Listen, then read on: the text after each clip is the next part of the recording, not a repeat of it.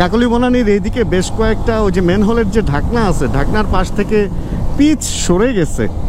রাতে যখন আসলে বাইক অনেক স্পিডে চলবে তখন ওই জিনিসগুলো আসলে অনেক বেশি রিস্ক হয়ে যায়, বিশেষ করে বাইক এবং সিএনজির জন্য। কিছুদিন আগে আমি একটা ভিডিওতে বলছিলাম এখানে টোলের টাকা রাখতে, ওইটা আমি রিল আকারে যখন দিচ্ছি ওইটা 1 মিলিয়ন প্লাস ভিউ হয়েছে। থ্যাংক ইউ সবাইকে। আর আজকে আমি একটা জিনিস আপনাদেরকে শিখাই যে MT-15 তো আসলে কাপড় রাখার কোনো জায়গা নাই, এদিকে এদিকে এদিকে কোথাও কাপড় রাখতে পারবেন না। তাহলে MT-15 কিভাবে কাপড় রাখবেন, কারণ ধুলা পড়লে তো সিট মুছতেই হয়।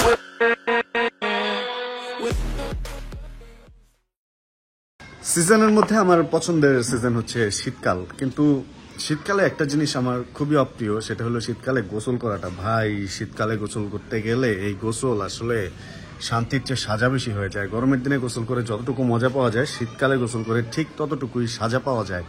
অ্যান্ড একটু আগেই গোসলটা করছি, গোসলটা করে এমন কাঁপুনি উঠছে। আর আজকে যে টি শার্টটা পরছি এটা মোটামুটি একটু মোটা, একটু শান্তি লাগতেছে এটা পরে। অ্যান্ড শীতকালে একটা মজার ব্যাপার হচ্ছে যে কোনো কাপড় চোপড় খুব শান্তিতে পরা যায়। গরমকালে যেই মোটা কাপড় পরলে লাগে গরম, কালো কাপড় পরলে লাগে গরম, লাইট কালার পরতে হয়। কিন্তু শীতের দিনে এই ঝামেলাটা নেই। এটা হলো শীতের দিনের মজা, যে কোনো কালার আপনি নিশ্চিন্তে পরতে পারবেন। মোটা কাপড়, পাতলা কাপড় যা খুশি পরতে পারবেন। দিনের বেলা একটু গরম গরম থাকে, রোদে পাতলা কাপড় পরতে পারবেন, কালারফুল কাপড় পরতে পারবেন। অ্যান্ড রাতে বা যখন সূর্য কমতে থাকে তখন ডার্ক কাপড় পরতে পারবেন, হেভি কাপড় পরতে পারবেন, সব পরা যায়। কাপড় চোপড় ময়লা কম হয়, কিন্তু এই জিনিসটা ময়লা বেশি হয়। বাইক প্রচুর ময়লা হয়, কারণ ধুলা থাকে তো। আর কালো বাইক মানে খবর হয়ে যায়। আমার এই বাইকটা যেটা ঝামেলা হয়েছে এটা হলো মুছলেও ওই পরিষ্কারটা হয় না। কি হয়, কুয়াশার কারণে ধুলাবালি আটকায় থাকে, মানে একটু পানি মারতে হয় প্রত্যেক দিন। আর মুছামুছি করলে বাইকের কালার নষ্ট হয়। বাইকের কালারের মধ্যে সূক্ষ্ম কিছু চিকন মাইক্রো দাগ পড়ে, ওইগুলা রোদ যখন পড়ে তখন খুব ভালোই বোঝা যায় যে দাগ পড়ছে। এই জন্য রেগুলারই পানি মেরে রাখি। এটা হলো আমার বাইকের কালার ভালো রাখার একটা টেকনিক। অনেকবার ফোন আসছে, বাইরে বের হইতে হবে, টুকটাক কিছু কাজ আছে। এই বাইরে পোলাপান খেলাধুলা করতেছে, দৌড়াদৌড়ি, চিল্লা পাল্লার আওয়াজ। চলেন বাইক স্টার্ট দিয়ে একটু মোটর ব্লগ টক করি, একটু বের হই। অ্যান্ড ফিজিক্যাল কন্ডিশন ভালো যেতেছে না কেন জানো, ফুড নিয়ে মনে হয় একটু প্রবলেম হইতেছে। চলুন যেতে যেতে বলবো। বাংলায় একটা কথা প্রচলিত আছে যে সময়ের কাজ সময়ে করতে হয়। লালন সাহেজিও বলছিল সময় গেলে সাধন হবে না। যে সময় আসলে যে জিনিস ওই সময় ওই জিনিস না করাটা আসলে সমস্যা। তার আগে একটু এই জায়গাটা দেখেন। হঠাৎ করে দেখলে মনে হয় যে উন্নত বিশ্বের কোনো একটা রাস্তার পাশেই মনে হয় আমরা দাঁড়ানো, কিন্তু এইখানে এই যে সোফার মতো বানায় যে দিচ্ছে এই রোডে, ও যারা হাঁটতে বের হবে তারা যাতে এখানে একটু বৈশা রিল্যাক্স করতে পারে, এই জন্য এটা বানানো হয়েছে। পেছনে একটা গ্রিল দেওয়া হয়েছিল, এখানে গাছের হয়তো কারুকার্য করতো, কিন্তু পরবর্তীতে আর করা হয় নাই আর কি। আর দেখেন এই রোডে কিন্তু কম লোকজন হাঁটে না, বেশ লোকজন এদিক দিয়ে যে মানে হাঁটে এটা বোঝাই যেতেছে। আমি অল্প কিছুক্ষণ এখানে দাঁড়াইছিলাম, দেখলাম যে অনেক লোক এখান থেকে ওইখানে হাইটা যেতেছে, যারা বাসে বা গাড়িতে উঠতেছে না। আচ্ছা, সময়ের কাজ যে সময়ে করতে হয় এই জিনিসটা কেন বললাম? গোসলের কাজ কিন্তু আমি সময়ের কাজ সময়েই করি ভাই। শীতের দিন হোক আর গরমের দিন হোক, গরমের দিনে হয়তো দিনে 1 বেশি বার গোসল করা হয়, কিন্তু শীতের দিনে অ্যাটলিস্ট একবার হইলেও গোসল করা হয়, সেটা রাতে হোক বা দিনে হোক। ইদানিং দিনেই করি ভাই, রাতে আর এনার্জি থাকে না। নর্মালি বাইক রাইড করলে দেখা যায় রাতে বাসায় এসে গোসলটা করে ফেলি, কিন্তু ইদানিং যেটা হয়েছে রাতে এক হলো খুব প্যাকেট হয়ে ঘুরি, শুধু হাতই বের হয়ে থাকে। আর গ্লাভস পরলে তো হাতও সেফ থাকে।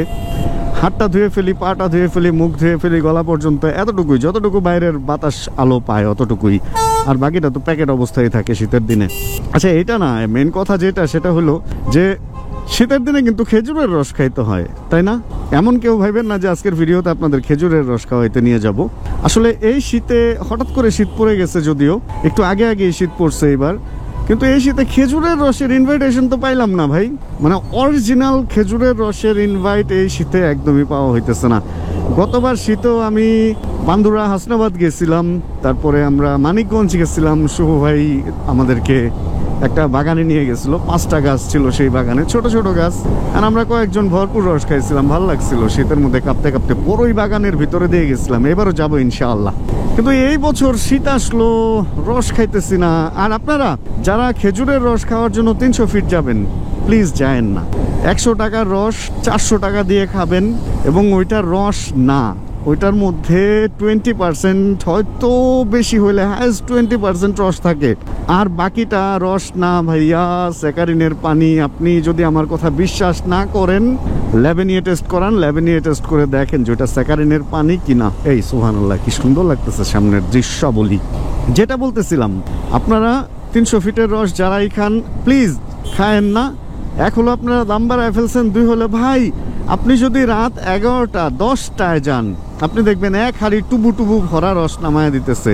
যেইখানে বাংলাদেশের প্রেক্ষাপটে এখন রস, খেজুর একটা গাছ থেকে রস সারা রাতে এক হাড়ি দেয় না, হাফ হাড়ি রস দিতে কষ্ট হয়, কারণ গাছ সব দুর্বল। কিছু কিছু গাছ আছে মোটামুটি এক হাড়ি রস দেয়, কিন্তু এইখানে আপনি যদি 20 লিটার রস চান রাতে, আপনাকে 20 লিটার রস 3-4টা গাছ থেকে নামায় দিবে। ব্যাপারটা এরকম হয়ে গেছে, কারণ ওরা রস বানানো শিখে গেছে আর্টিফিশিয়ালি। ওই খড় টর ভিজায় কেমনে কেমনে অনেকটা রসের ফ্লেভার আসে, ওইটাই মানুষ খায়, এবং পুরাই স্যাকারিনের পানিটা খায়া টাকাটা দিয়ে চলে আসেন। ভাই প্লিজ দিয়েন না, প্লিজ দিয়েন না। আমি এক কথা কয়েকবার বললাম, এটা রিপিট করলাম, কারণ আপনারা প্লিজ এইভাবে রস খাওয়া মানে নিজের ক্ষতি করেন না, এ হলো ব্যাপার। এই সুবহানাল্লাহ, কি সুন্দর সামনে।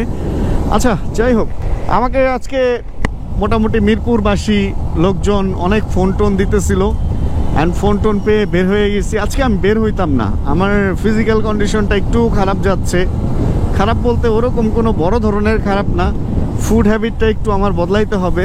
আমি খাওয়া দাওয়ার খুব অনিয়ম করছি লাস্ট কয়েকদিন, অ্যান্ড খাওয়া দাওয়ার অনিয়ম করলে একটু তো, আপনি যদি সময়ের কাজ সময়ে না করেন একটু ঝামেলায় তো পড়বেনই।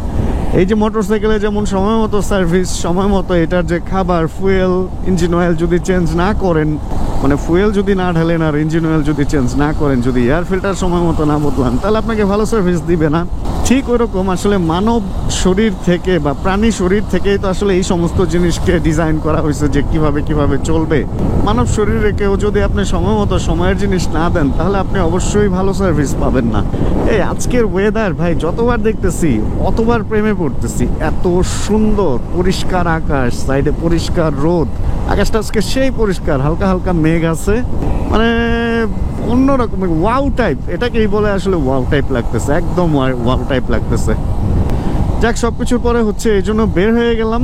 অ্যান্ড ইদানিং আমার একটা জিনিস খুব বাজে হইতেছে, যেটা আমিও বুঝতেছি, যে আমি কিন্তু খুব লিমিটেড কিছু লোকজনের সাথে চলাফেরা করতেছি। এই জন্য দেখা যায় যে নতুন কোথাও যাইতে হইতেছে না, নতুন কিছু না, একটা লাইফস্টাইলের মধ্যে অভ্যস্ত হয়ে যেতেছি। বাট আমার আগের সাথে অনেক আগে থেকে যারা এই চ্যানেলে সাবস্ক্রাইবার, তারা দেখবেন যে সপ্তাহে মোটামুটি 7 দিনের মধ্যে 3 থেকে 4টা স্পটে আমি যাইতাম, আড্ডা টাড্ডা দিতাম, এন্ড বিভিন্ন লোকজনের সাথে আমার উঠা বসা। বাট ইদানিং এই উত্তরা মিরপুরের খপ্পরে পড়ে আমার অবস্থা খারাপ। অ্যান্ড এই জ্যাম, এগুলা প্রত্যেক দিন এই যাওয়া আসা, ঠান্ডা, ধুলা, এগুলা করতে করতে আরো ফিজিক্যাল কন্ডিশন খারাপ হয়ে যেতেছে। একটা গাড়ি কিনতে হবে আসলে, গাড়িতে মুভ করলে তাও একটু কিছুটা হলো ওই যে ওয়েদার চেঞ্জ, ধুলা এবং ঠান্ডা গরমের ব্যাপারটা লাগে না। বৃষ্টি টিষ্টিতেও ঝামেলা নাই। দোয়া করেন একটা গাড়ি কিনে ফেলবো ইনশাআল্লাহ খুব তাড়াতাড়ি। হায় রে জ্যাম। ঢাকা শহরের একটা অঘোষিত বাস স্ট্যান্ড এবং প্রচন্ড পরিমাণ রিস্কি বাস স্ট্যান্ড আপনাদের সাথে শেয়ার করতেছি। আমি যেখানটায় দাঁড়ায় আছি, নিচের দিকের এই রাস্তাটা হচ্ছে নাবিস্কোর দিকে গেছে, উপরের দিকে এই রাস্তাটা হচ্ছে বনানী থেকে যেটা ফার্মগেটের দিকে গেছে, মানে এটা হলো মহাখালী ফ্লাইওভার, মহাখালীর দিকে আর কি। এই একটা জায়গা যেখানে রাস্তার মাঝখানে বাস থেমে মোটামুটি রিস্কি একটা পজিশনে হচ্ছে লোকজন ওঠায়, আর লোকজন তো মাঝখানে দাঁড়ায় থাকে, এটা তো একটা রিস্ক। ওই বামের লোক এই মাঝখান পর্যন্ত আসতেছে। আরেকটা রিস্ক হচ্ছে এখানে যখন বাস থামে তখন এই রোডটা একদম চিপা হয়ে যায়, মানে বলতে গেলে একদম আটকাই যায়। ওই যে দেখেন একটা বাস এখন থামবে, ওটার কারণে এখন এই যে ফুল রোডটা ব্লক হয়ে যাবে। এই যে বাসটা মোটামুটি থামবেই সেহেতু বাম দিক দিয়ে আসলেই কিন্তু পারতো না, সে পুরা ডান দিক দিয়ে আসছে, অ্যান্ড ফুল রোডটা দেখেন ব্লক করে দিচ্ছে। ওই যে একটা সিএনজি বেরোতে পারতেছে না, মোটামুটি এই অবস্থা হলে এখানে চলতেছে রেগুলার। আজকে এটা দেখে দাঁড়াই গেলাম, দেখেন পিছনের পুরা জ্যামটার কারণ এই একটা বাস, এয়ারপোর্ট পরিবহন লিমিটেড। চলেন আমি আর এখানে দাঁড়া জ্যামের কারণ না হই। ও সামনে একটা সিএনজিও নষ্ট হয়ে গেছে দেখা যায়। বিসমিল্লাহির রহমানির রহিম। চলেন আমরা আবার যাই। এই জ্যাম ট্যাম পার হয়ে এই ব্রিজটা ভালোই লাগে, এই ব্রিজে মোটামুটি একটু সুন্দর, আবার বাইকটা টান দেওয়া যায় ঠিকঠাক মতো। এই তো আরেকটা জিনিস আজকে খেয়াল করলাম, কাকলি বনানীর এইদিকে বেশ কয়েকটা ওই যে মেন হলের যে ঢাকনা আছে, ঢাকনার পাশ থেকে পিচ সরে গেছে। রাতে যখন আসলে বাইক অনেক স্পিডে চলবে তখন ওই জিনিসগুলো আসলে অনেক বেশি রিস্ক হয়ে যায়, বিশেষ করে বাইক এবং সিএনজির জন্য। কারণ ওই যে ফাঁকাগুলা যে হয়েছে, এরকম বড় বড় ফাঁকা হয়ে গেছে ম্যানহোলের পাশের জায়গাটায়, ওখানে যদি বাইকের চাকা পড়ে বা সিএনজির চাকা পড়ে, গাড়ির চাকাও রিস্ক, উল্টায় যাওয়ার একটা পসিবিলিটি থাকে। আর বাইক তো দেখা গেছে ওই বাউলি দিতে যায় আরেকটার উপরে যায় পড়বে, আরেকটা সমস্যা হলে যে এইগুলা নতুন করছে না কি আমি ঠিক বুঝলাম না। এখানের পিচ মনে হয় উঁচু করে ফেলছে, অ্যান্ড মাঝখানের যে জয়েন্টগুলা এই ব্রিজের, এই জয়েন্টগুলা ওই যে দেখেন নিচু, এই যে এই জায়গাটা নিচু, এবং এইখানেও স্পিডে থাকলে প্রচুর একটা বাম্প হয়। এগুলা আসলে আমার মনে হয় আরেকটু স্মুথ করা উচিত। আগে স্মুথ ছিল, এই রিসেন্ট এই ব্রিজটায় কাজ হয়েছে, এবং এই কাজ হয়ে এই জিনিসগুলা এরকম হয়ে গেছে, মানে পিচ উঁচু হয়ে গেছে, জয়েন্টের এই যে লোহাগুলা নিচু হয়ে গেছে। এই কারণে আমি রাতে যখন যাই তখন তো স্পিড একটু বেশি থাকে বাইকের, 80-র উপরেই থাকে বলতে গেলে। ওই টাইমের ঝাঁকিগুলা আসলে খুব লাগে, একদম মানে ব্যালেন্সটা একটু উল্টাপাল্টা হয়ে যেতে চায়। এরকম আরেকটা জায়গা এইটা, এই জিনিসগুলো অনেকদিন ধরে আমি দেখতেছি, কিন্তু ভিডিওতে বলা হয় না, আজকে একটু বলে দিলাম। তাও যদি কর্তৃপক্ষের একটু নজরদারিতে আসে এই ব্যাপারগুলো, তাহলে একটু ঠিকঠাক হইলে সবার জন্য ভালো হয়। নট অনলি বাইকার, আসলে প্রত্যেকটা যানবাহনের সাসপেনশন নষ্ট হয় এই সমস্ত জিনিসগুলো উল্টাপাল্টা থাকার কারণে। কিছুদিন আগে আমি একটা ভিডিওতে বলছিলাম এখানে টোলের টাকা রাখতে, ওইটা আমি রিল আকারে যখন দিচ্ছি ওইটা 1 মিলিয়ন প্লাস ভিউ হয়েছে, থ্যাংক ইউ সবাইকে। আর আজকে আমি একটা জিনিস আপনাদেরকে শিখাই যে MT-15 তো আসলে কাপড় রাখার কোনো জায়গা নাই, এদিকে কোথাও কাপড় রাখতে পারবেন না। তাহলে MT-15 কিভাবে কাপড় রাখবেন, কারণ ধুলা পড়লে তো সিট মুছতেই হয়। আপনি এরকম একটা কিচেন টাওয়াল কিনবেন, এটাও মাইক্রোফাইবার, বাট অত উন্নত মাইক্রোফাইবার না। এই কিচেন টাওয়ালটা দেখেন আমি একটু শিখাইয়া দিই। মাঝখান থেকে এরকম একটা ভাঁজ করবেন, দেন এটারে এইভাবে রোল করবেন, রোল, সাইজটা যাতে একটু ছোট হয়, এবং এই রোল করে এটার মোটা সাইড বা চিকন সাইড যে কোনোটা এখানে ঢুকায় দিবেন। মাইক্রোফাইবারটা এরকম যে এখানে সুন্দর একদম সেট হয়ে যাবে। এই তো, ভেজা থাকলে আরও ভালো সেট হয়, চাইলে দুই পাশে দুইটাও রাখতে পারেন। অ্যান্ড একটু খারাপ দেখা যায় দেখতে, বাট ধুলাবালি থেকে মুক্ত হওয়ার জন্য এতটুকু খারাপ, এটা মেনে নেওয়াই যায়। ও রাস্তাটা অনেক ফাঁকা, এই জন্য দাঁড়া একটু ভিডিও নিয়ে নিলাম। চলেন আবার আমরা রওনা হই। আজকে রাস্তার সব অন্যায় অনিয়ম আমার চোখে পড়তেছে। এই রোডেও দেখলাম যে অনেকগুলাই ম্যানহোলের ঢাকনা হইতেছে একটু নিচু। আর কোনো জায়গায় যদি কখনো এরকম রোডে দাঁড়ান, অবশ্যই বাম সাইডের ইন্ডিকেটরটা দিয়ে দাঁড়াবেন, তা না হলে তো লোকজন বুঝবে না আপনি থামা নাকি আপনি বাইকে চলতেছেন। বৈশাও যদি ফোনে কথা বলেন সেক্ষেত্রে ইন্ডিকেটরটা দিয়ে নেবেন, এটা ভালো। আর দেখেন এবার রাস্তাটা কি করছে, এই অর্ধেকের মনে হয় কাজ পাইছে, অর্ধেক কি করছে, আর বাকি অর্ধেক নিচু রয়ে গেছে। এখানে আবার একটু ঠিক মানে কি অবস্থা, রাস্তাটা ঠিক করতে হবে। এর চেয়ে বড় কথা হচ্ছে যে আমার যতটুকু কাজ অতটুকুই আমি করবো, এরপরে ওটা চলার উপযোগী থাক চাই না থাক ওটা আমার দেখার বিষয় না, এরকম একটা ব্যাপার চলে। আরেকটা জিনিস খেয়াল করবেন, রোড ঠিক হওয়ার পরে ওয়াসা আসে আবার কাইটা ওখানে পাইপ গাঁথতে, ওটাও যদি ঠিক হয় তারপরে আবার TNT চলে আসে। ভাই এমনি হইলে কেমনে ভাই? আজকে এই সিগন্যাল এত বড়, ওরে ভাই পুরাই তো সেই একটা ব্যাপার। আজকে আমি একটু দেরি করে ফেলছি, আসলে 5টা 6 বাজে, এই জন্য এত বড় সিগন্যাল, এত জ্যাম ট্যাম এগুলো আমার চোখে পড়তেছে বা এগুলো আমি খাইতেছি আজকে। চলতে মিরপুর আসার পর একটু ঝিমানি লাগতেছে, মনে হইতেছে এক কাপ চা খাই, চা খাই একটু ফ্রেশ হই। আর মাথায় দিছিলাম তেল, কিরকম কুল একটা ফিল আসছে তেল দেওয়াতে। চলুন আমরা রাস্তার ওই পারে যাই একটু চা খাই আসি। হ্যাঁ রাজীব ভাই, চা খাবেন না? ভাই অনেকদিন পর গাইবান্ধা থেকে আজকে আসছে। স্যান্ডেল আজকে তো আমিও জুতা পড়তে পারবেন? আর 2 জোড়া স্যান্ডেল এখনই কিনুম। হ্যাঁ, এই যে একজন ডাকাত ভাইয়ের সাথে দেখা হয়ে গেছে রাতে আমাদের। এই MSI Vlogs লেখা তার বুকের মধ্যে, OMG চিল ব্রো লেখা আছে তার বুকের মধ্যে। দেখছেন অবস্থা, রাকিব ভাইয়ের অবস্থা চিন্তা করছেন? আচ্ছা চলেন, আমরা চা খাইছি রাস্তার ওই পারে ওইখানে দোকানে, চাটা খেয়ে এখন চলে যেতেছি মিরপুরের বাসায়। আজকে আর উত্তরার দিকে ঢুকবো না, কারণ এখন যদি যাই আবার কালকে সকালে এদিকে আসতে হবে। এই কারণে আজকে এখানে থাইকেই যাইতেছি। টুকটাক কিছু কাজ আছে সকালে এইদিকেই, মহাখালী বা আশপাশে কোনো দিকে। তারপরে এর মধ্যে আবার বাইকের লঞ্চিং বেশ কিছু ব্যাপার স্যাপার আছে। 2-4 দিন এদিকে থাকতেও হইতে পারে, আবার ওইদিকে উত্তরার দিকে যাইতেও হইতে পারে। মার শরীরের উপরে আসলে ডিপেন্ড করবে। যাক, যেহেতু আজকে আজকে বাসায় ঢুকে যাবো, তাহলে আর ভিডিওতে দেখানোর মতো তেমন কিছুই থাকবে না। অনেক বক করছি, অনেক কথাবার্তা বলছি আপনাদের সাথে। তারপরে যদি ভিডিওতে কোনো কিছু ভালো লাগে প্লিজ একটা লাইক দিয়ে দিন। চ্যানেলে যদি নতুন হন প্লিজ সাবস্ক্রাইব করে আমাদের ফ্যামিলি মেম্বার হয়ে যান। জানাবেন কে কোন জায়গা থেকে ভিডিও দেখছেন।